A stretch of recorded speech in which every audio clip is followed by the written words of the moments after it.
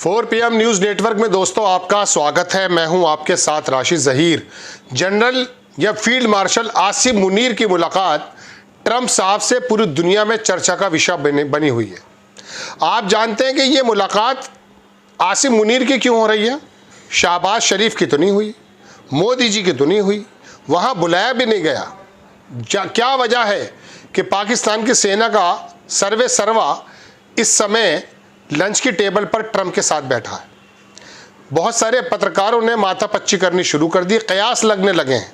आधिकारिक कोई खबर नहीं है दोस्तों, लेकिन पढ़कर सुनाऊंगा और कयास बताऊंगा कि आसिम मुनीर की मुलाकात क्या ये ईरान का जो रिजीम है उसके चेंज करने के चक्कर में है या पाकिस्तान के अंदर कोई रिजीम चेंज हो सकता है।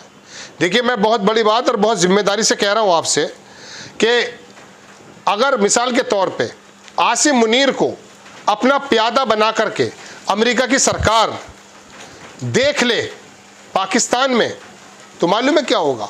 ईरान पर एक साइकोलॉजिकल, चूंकि ईरान की सीमाएं पाकिस्तान से मिल रही हैं और इस समय पाकिस्तान में जो सरकार है वो चीन की पिट्ठू बनी हुई है। अमेरिका से भी ताल्लुक है लेकिन चीन का पिरो ज़्यादा है। अगर आसिम मुनीर के मद्देनज़र पाकिस्तान का सर्वे सर्वा मिसाल के तौर पर आसिम मुनीर बन जाता है, और एक खबर तो मैं बड़ी चौंकाने वाली बता रहा हूँ आपको, वो भी एक पत्रकार कह रहे हैं कि हो सकता है इमरान खान जेल से बाहर आकर के रिजीम को संभाल लें। ये शर्तें बताई जा रही हैं। अगर इमरान खान को अपना प्यादा बना करके बिठा दिया गया तो जाहिर सी बात है कि ईरान को और मिडिल ईस्ट को कंट्रोल करने में ताकत मिलेगी और दूसरी बात चीन को जवाब मिलेगा।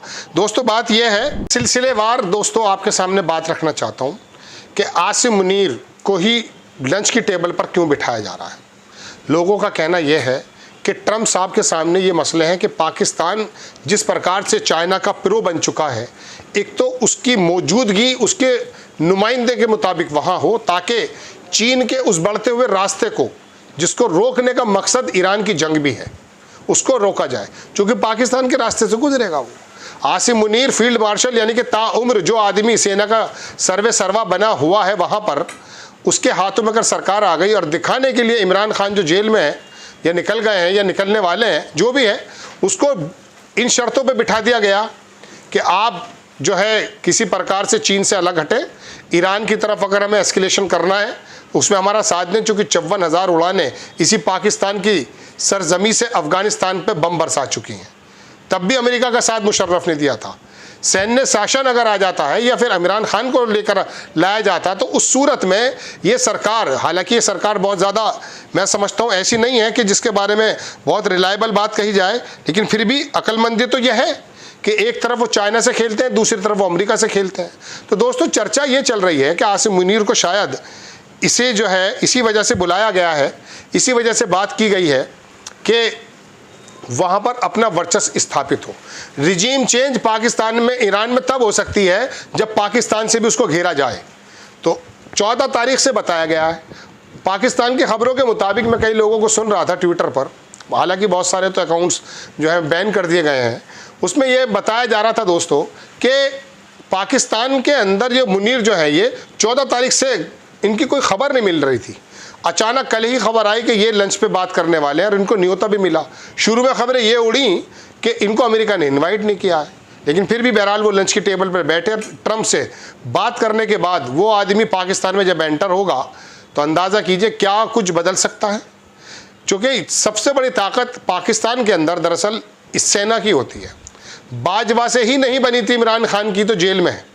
इमरान खान का बहुत शानदार रोल है। मुझे उम्मीद नहीं है कि इमरान खान किसी का पिट्ठू बने, लेकिन फिर भी इमरान खान को अगर वो मुखौटा, जेल की जो सख्ती हैं बड़े बड़े लोगों को नरम कर देती हैं, अगर वो इसी बात पे, इसी शर्त पे उसको जेल से निकाला जाए, मुझे उम्मीद नहीं है। मैं आज बता रहा हूँ तुम्हें, क्योंकि उस आदमी ने इसराइल को एक्सेप्ट नहीं किया था, लेकिन फिर भी कुछ लोगों के सूत्र ऐसे हैं जो मुझसे बात हुई, मुझे बताया कि ये बात हो चुकी है। लगभग इमरान खान को बाहर ला करके गद्दी पे बिठाने का मतलब यही है कि आप बनकर बैठे रहिए, सेना के ताकत तो हमारे हाथ में है। तो उस सूरत में चीन को भी साधा जा सकता है और ईरान की रिजीम भी चेंज हो सकती है। और ये तमाम की तमाम, जैसे पहले कभी जनरल मुशर्रफ ने अफ़गानिस्तान को बारूद का ढेर बनवा दिया था, ऐसे ही आसिम मुनीर जो है, इस आदमी की आदत बहुत अच्छी नहीं है, इसकी वजह से ही पहलगाम हुआ है। याद रखिएगा मेरी बात।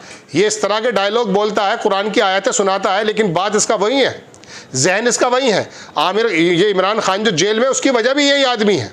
तो दोस्तों बात यह कि इन लोगों का पता कुछ नहीं होता। सत्ता में बैठे हुए लोग, मनसबों में बैठे हुए लोग किसका सौदा कब कर जाए किसी को नहीं मालूम।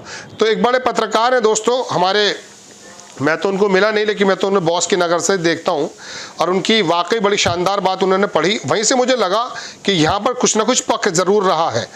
तो उनकी बात हुई, मैंने उनसे पूछा कि क्या क्या संभावनाएं हैं। उन्होंने अपने उस पर डाला भी, उसमें लिखा देखो उन्होंने ये कि आसिम मुनीर का ट्रंप के साथ लंच क्या पाकिस्तान में तख्ता पलट की साजिश है। जल्द पता चलेगा कि पाकिस्तान में ट्रंप की पिट्ठू सरकार का मतलब चीन और भारत के लिए मुसीबत है। अगर मेरी सूचना सही है तो इमरान को ज़रूर खुश होना चाहिए अगर ये ट्रंप मुनीर का मोहरा बनकर रह सके। ये बात, इनकी आधी बात से तो मैं बहुत ज़्यादा मुतमईन हूँ कि यहाँ पर रिजीम चेंज ना हो, अलबत्ता सैन्य शासन आ जाए, इसकी उम्मीद बहुत कम है। लेकिन इमरान खान को ये अगर चेहरा लेकर बनाकर आते हैं, जैसा कि इनकी तरफ इशारा भी है, तो मुझे लगता नहीं। लेकिन फिर भी अमेरिका की ताकत बहुत बड़ी है दोस्तों। हमने तो ये देखा बड़े बड़े लोगों को बदलते हुए आखिर वक्त में बदल जाते हैं। तो ईरान से लड़ाई चल रही है, ईरान का वो बूढ़ा शख्स सामने आकर खड़ा हो गया है और उसने आकर के बता दिया कि टेरराइज करके आप कुछ नहीं बता सकते। बीबीसी में उसका बयान छपा खमनेई साहब का, और उन्होंने कहा कि ये जो आप ईरान की सभ्यता को नहीं जानते, आप ईरान के लोगों को नहीं जानते, आप जो कह रहे हैं कि हम टेरराइज करके कर लेंगे, ये नहीं है। आपको बम का जवाब बम से होकर दिया जाएगा, स्ट्राइक का जवाब स्ट्राइक से दिया जाएगा।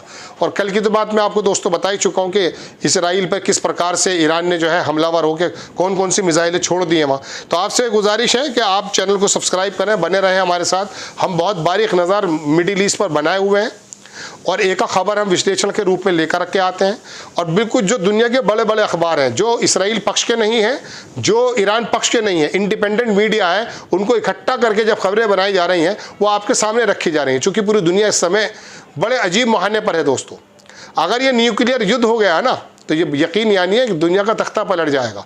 ये 2025 के 6 महीने और गुजर जाएं, पेशन गोइयाँ भविष्यवाणियाँ बड़ी ज़बरदस्त हुई हैं, लेकिन बहरहाल अमेरिका ने और इसराइल ने कोई कमी तो नहीं छोड़ी है। तो दोस्तों तीन के मद्देनज़र 2-3 चीज़ें साध लेगा अमेरिका। ट्रंप ईरान का बॉर्डर, और ईरान कई तरह से जगह से घिर सकता है, उसको बेस मिल सकती है। ईरान की सेना, उसके पाकिस्तान की सेना ने पहले किया है काम। जो टर्की के बारे में बात चलती है ना, ये टर्की की नेटो की सेना, इसने बाकायदा काम किया है। अरे आप तो छोड़िए, जॉर्डन का तो मुस्लिम ही मुल्क है ना, वो वहाँ पर इंटरसेप्ट कर रहा है, वो तमाम चीज़ें जो है उनकी मिसाइलें गिरा रहा है। तो दोस्तों ये बड़ी बड़ी खबरें हैं जो कयास के साथ आपके साथ में लेकर हाजिर हुआ हूँ। आपको खबर अगर अच्छी लगती है बराए करम चैनल को सब्सक्राइब भी करें, शेयर भी करें। नेक्स्ट टाइम मैं किसी खबर के साथ हाजिर होता हूँ। जय हिंद।